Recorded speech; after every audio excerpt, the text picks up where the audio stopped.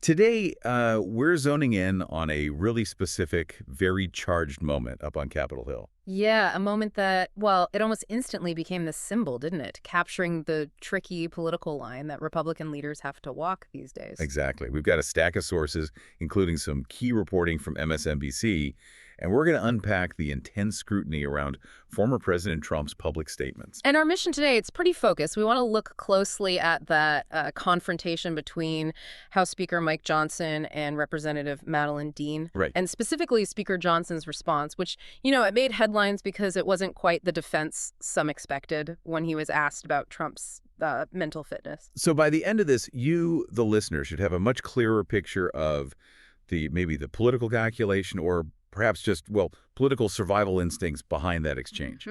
Okay, let's get into it then. Because the core material, it really hinges on this one brief moment caught on camera. Representative Dean, she's a Democrat from Pennsylvania, she walks up to Johnson and delivers, a really blunt take on the former president's recent actions. Our sources say she looked him right in the eye. Yeah, very direct. And said, the president is unhinged. He is unwell. That's a huge accusation to make directly to the speaker. It really is. And Johnson's response, well, that was the kicker, wasn't it? Depending on how you look at it, maybe genius, maybe a PR disaster. Yeah. Because instead of that sort of expected, full-throated defense of Trump, Which many probably anticipate. absolutely, he deflected, completely sidestepped. His quote, the one that went everywhere, was, "A lot of folks on your side are too. I don't control him." Wow. That last bit, I don't control him. That's what seemed to launch this whole thing into the national spotlight, right? Exactly. It's like an admission, isn't it? An admission of non-control, which, think about that. It's kind of an astonishing thing for party leadership to say about their de facto leader. So what was the immediate fallout? Because that ambiguity, it must have just exploded. Oh, it did, instantly. And fascinatingly, it created these two, totally opposite political readings, both very strongly held. Okay, so what were they? Well, on the conservative side, the reaction was fast and pretty critical of Johnson. They weren't happy. Not at all. He got immediate backlash for not giving that forceful defense of Trump. They saw his response as, weak. They wanted denial, allegiance, the works. Okay, so that's one side. What about the progressive take? Almost the mirror image. They argued that because he didn't defend Trump's fitness, because he basically changed the subject and didn't challenge Dean's core point. You didn't say, no, you're wrong. Exactly. He didn't deny the premise. So they saw his remarks as basically a quiet, tacit agreement that, yeah, Trump's recent behavior was worrying. He sort of acknowledged the issue by saying he couldn't control it. It's like saying, I can't control the weather. You're acknowledging the weather exists. Precisely. And the political calculation there, it's pretty deep, right? Johnson needs both the Metier base and, well, the wider Republican conference to stay speaker. A balancing act. Totally. So by saying, I don't control him, maybe he's trying to give cover to both sides at once. To the moderates, maybe he shows a bit of distance. To the hardliners, he avoids criticizing Trump directly. So he sacrifices a strong defense for, what? Strategic ambiguity. Strategic neutrality, perhaps. Yeah. Yeah. Which brings us to the key question for you listening. Why does this one little exchange carry so much weight? Right. It's because it just perfectly exposes that central tension for Republican leaders right now.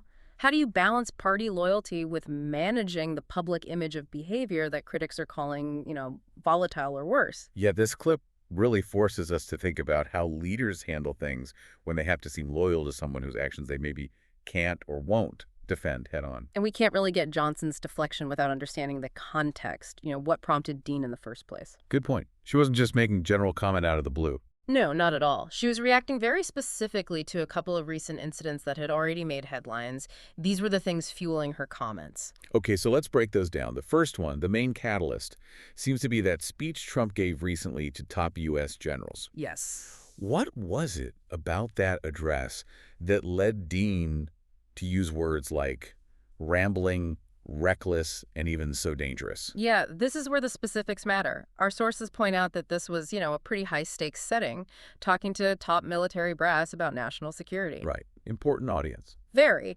And Trump apparently used the time to, rehash old personal complaints, things like complaining he didn't get the Nobel Peace Prize. Seriously.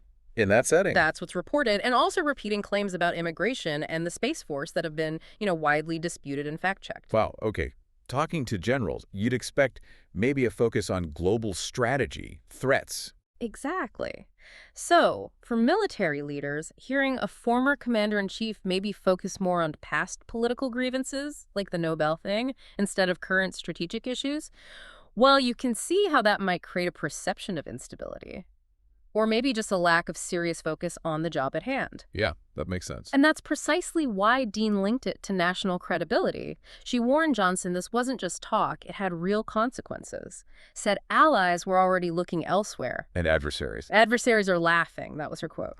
So the charge wasn't just that the speech was, like, off topic. It was that the content itself was potentially undermining U.S. standing, giving weight to the idea of recklessness. Okay, so that's incident one.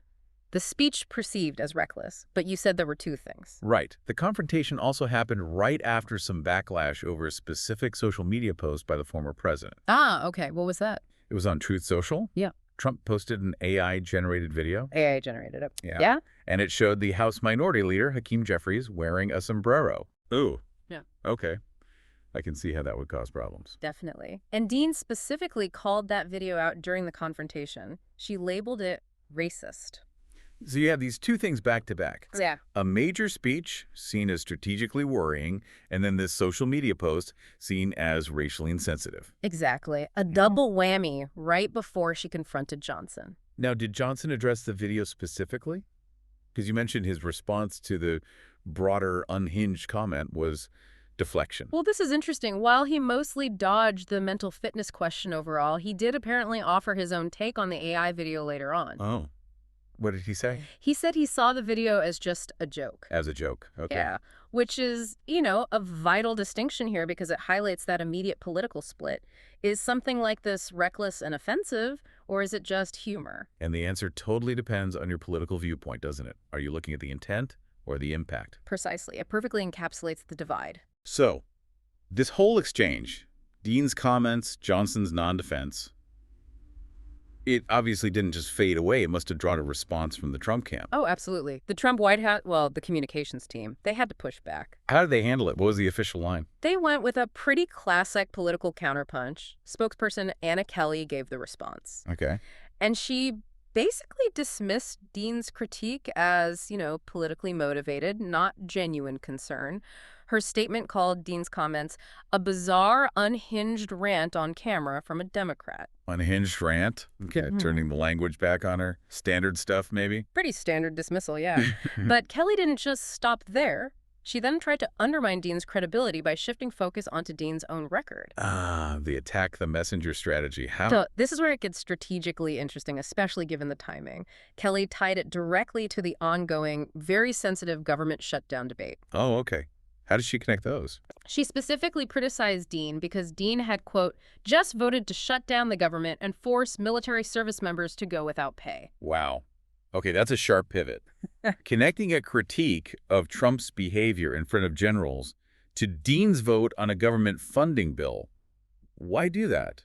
Well, think about it. It's designed to kind of neutralize Dean's standing on national security issues. Right. If Dean is arguing Trump's behavior is dangerous for the military and our allies, Kelly tries to undercut that by saying, well, look who's talking. You just voted in a way that could harm military families financially. So, change the subject from Trump's words to Dean's votes on a completely different but very hot-button issue. Exactly. It's an attempt to diffuse the original attack entirely by questioning the attacker's own consistency or priorities. Which just highlights the whole charged atmosphere, doesn't it? This didn't happen in some quiet period. It was right in the middle of a government shutdown crisis. The political temperature was already sky high, which just amplified everything. Dean's accusation, Johnson's tightrope walk, the White House response. The stakes felt bigger because of that context. Makes sense. And if you pull back, look at the bigger picture, this one viral clip, it really does illustrate perfectly that immense challenge for political leaders, especially Republicans right now. That balancing act again. Yeah. Balancing loyalty, perceived loyalty anyway, with public perception, and trying to navigate rhetoric from, their key figure that immediately draws fire from all sides. Johnson's is non-defense, that calculated neutrality. Yeah. It's maybe the most honest reflection we've seen of just how politically costly it is to criticize the former president within the party today. That phrase you used, strategic neutrality, feels like the perfect summary. He gave an answer that probably satisfied no one completely. Right. But maybe it was survivable for everyone involved, including himself. Exactly. It was a politically perhaps necessary fudge, a way to get through the moment. So wrapping this up then, we've looked at the confrontation, Johnson's response, the specific context of the speech and the video, the polarized reactions, the White House pushback. Given all that, especially the context of that speech and that AI video, and those immediate opposite reactions to Johnson just deflecting, here's something provocative for you, the listener, to chew on based on what we've discussed. Okay. What does this whole incident tell us about maybe the unwritten rules of engagement right now in politics, when figures are debating someone's perceived fitness, mental, professional, whatever, versus what seems like an absolute need for unwavering political loyalty, at least in public? Yeah. Does the simple act of deflecting, like Johnson did, does that now function as its own kind of subtle, maybe deniable political criticism? Is not defending the new critique? That's a heavy question. It really suggests that political tightrope is getting narrower, maybe more precarious, every single day. Food for thought. See you next time on The Deep Dive.